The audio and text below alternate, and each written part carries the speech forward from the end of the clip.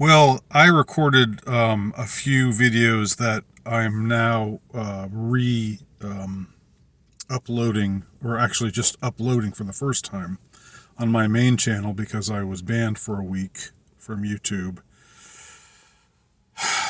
But I won't go into that anymore. I think y'all know what happened.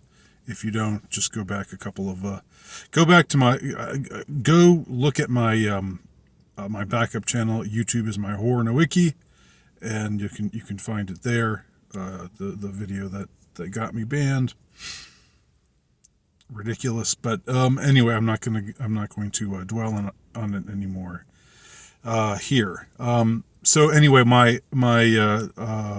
in the interim, in the week that I was banned from my main channel, I recorded and uploaded a few videos, and two of them were on the subject of neoliberalism. And I've sort of honed in on the whole topic of neoliberalism, what it is, now that I've identified neoliberalism as the enemy, which I hadn't always exactly seen it that way, and maybe it hasn't always been that way, but it certainly coalesced in the last few years to certainly be what I think can be considered the enemy.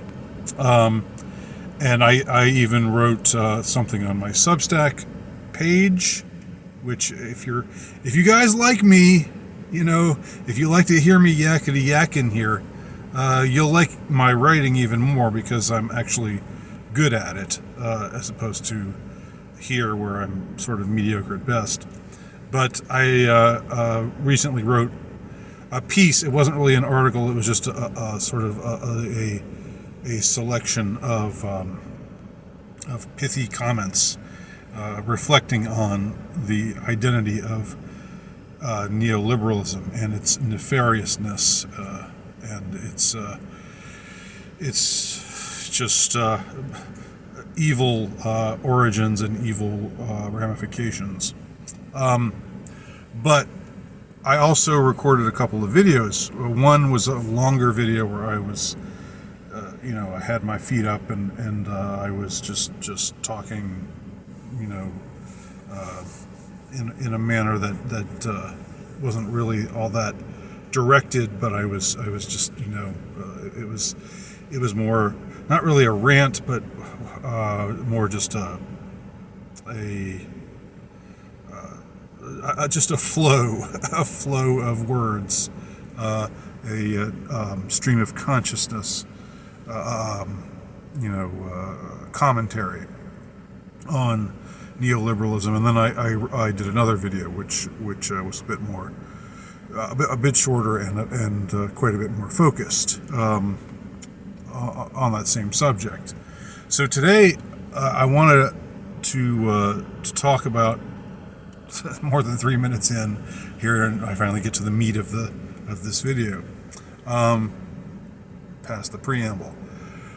The interesting thing about neoliberalism, well, one of the interesting things about it, if you can call it interesting, I mean, if you want to look at it in a way that removes it from, like where you want to just sort of examine it dispassionately, which one ought to do. It's a good thing to sort of take your feelings out of it, especially if it's something that, if you think about it too much, is upsetting or maddening or infuriating. A good thing to do is say, what exactly is this thing? Let me look at it dispassionately, as one would look at it who has no strong feelings about it, whether good or bad. And something that's interesting about it is how the Russian is viewed within Western neoliberalism today. I've talked before. It's been a while, but I think I've made the point in prior videos that are probably now not able to be seen anymore because they were on my old channel. But I remember it striking me as interesting how to certain certain advocates for, say, black consciousness, or even native consciousness. People who were arguing like for whether for reparations or whatever for Western colonialism and so forth. Black groups, brown groups, Indian groups, American Indian groups, what have you.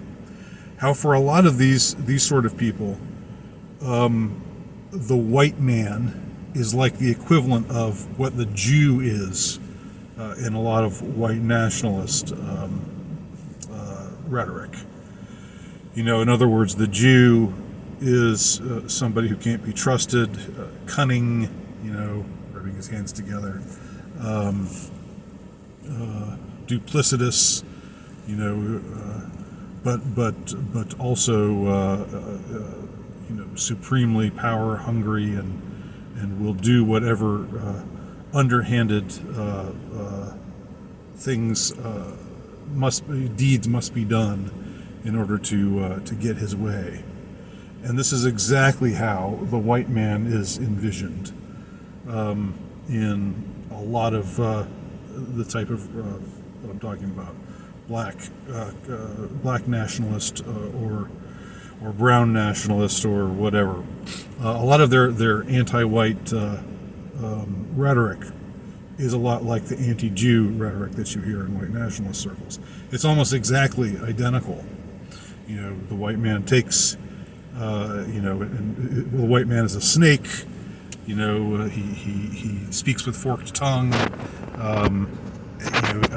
He promises things and then doesn't deliver them. And eventually he will have his way, because he's supremely cunning and malicious and so forth. So it seems like in all these various ideologies, all these various ways of seeing the world and seeing history, if you're an advocate for one group or another, there's always some group that is the enemy. This isn't me saying that there's no truth to this type of rhetoric that's used in white nationalist circles, but just reflecting on these similarities. And it strikes me that within neoliberalism, it's the Russian. The Russian is the one who you can never trust. The Russian is the one who is inherently duplicitous. The Russian is the one who has his tentacles everywhere and is interfering in everything, and wants to bring everyone under his sway. And for a while this was talked about when Russia was the Soviet Union. This was talked about as like a Soviet thing or as a communist thing, right? But since communism has fallen and Russia is not communist, hasn't been communist for 3 decades now, but there's still this specter of Russia, and they show you faces of like someone like Putin, who has a kind of inscrutable face, who has this kind of face that suggests ambiguity of like, what's he thinking? What is he really thinking? And it's sort of this stereotype, this extremely negative stereotype of the Russian as being a particular way, and it seems like this is like the just like every ideology has to have a boogeyman, let's say. In neoliberalism, the boogeyman is the Russian. The boogeyman, the Russian is the Jew for what the Jew is to a lot of white nationalist rhetoric, the Russian is to neoliberal rhetoric. And again, it does seem like it's focused on the actual Russian ethnicity, not the not Sovietism, not communism, not Bolshevism, because those things are gone. They're long gone. There's no pretension that Russia is represents any of those things, or wants to carry any of those ideologies, and spread the errors, those errors across the world, as it was phrased in the 1917 Fatima revelations, which I've talked about here as well. So it's more about the nationality. It's more about the ethnicity, and that's just something to I don't know, to note, to reflect upon. Take it for what you will, but I thought I would just make reference to it here. Please leave your comments below. Thanks for watching.